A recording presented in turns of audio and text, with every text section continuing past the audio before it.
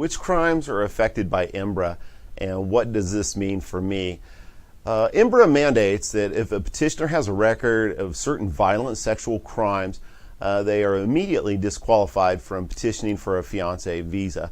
Exceptions to those statutes require a waiver, and waivers are often denied, unfortunately. Imbra provides that a petitioner for a K non-immigrant visa, that includes K1 fiancé visas, K3 spousal visas, basically must submit with his or her Form I-129F information on any criminal conviction of the petitioner for any of the following specified crimes. And I'm actually going to read these off because it's a rather long list. First one is domestic violence, sexual assault, child abuse and neglect, dating violence, elder abuse, stalking, homicide, murder, manslaughter, rape, crimes relating to a controlled substance or alcohol where the petitioner has been convicted on at least 3 occasions and where such crimes did not arise from a single act, abusive sexual contact, sexual exploitation, incest, torture, trafficking, peonage, holding hostage, involuntary servitude, slave trade, false imprisonment, kidnapping, abduction, unlawful criminal restraint. Records must be provided even if your records were sealed or otherwise cleared, or if anyone, including a judge, law enforcement officer, or attorney, told you that you no longer have a record. Now just keep in mind, criminal convictions and criminal history does not automatically get you denied. The items, the criminal history and records that we just read off are covered by Imbra. And Imbra was signed into law by President Bush back in 2005, and it basically was designed or created to protect the alien beneficiaries, the fiancés, the foreign fiancés.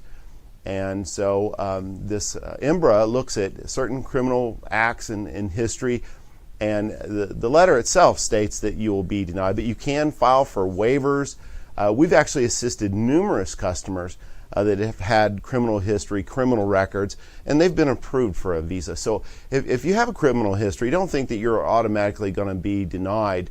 What you will want to do, though, when you submit your petition or application is provide all the police records, the court records, any convictions, and basically you'll want to show what happened and what the final outcome was with the case. And you may even want to write a personal statement explaining your side of the story and the convictions. And that includes cases where they've been closed, expunged, what have you, because trust me, the FBI knows about the criminal history and the criminal records. Don't try to hide it. You really want to divulge it and enter it in there. The best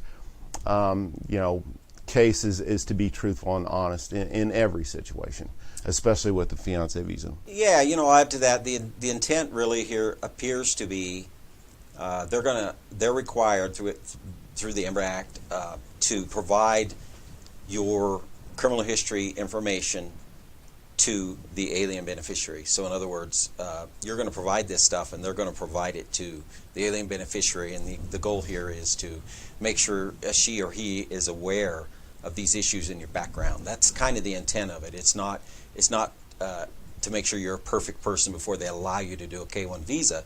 It's to make sure that the intended alien immigrant has full information about you and your background. That's really the intent. So it's not another barrier so that they can deny your petition. And in fact, most do go through. Even if a lot of people have had rough spots in their background, most of them do go through. So don't let that be a deterrent to filing. Just as Rick said, you need to disclose it all. Don't try to hide anything because, most of the time these things do not cause denial unless it's just something really horrific. And if you do try to hide it or not disclose it and it's discovered, now you're in a bad place because it looks like you've lied to the government.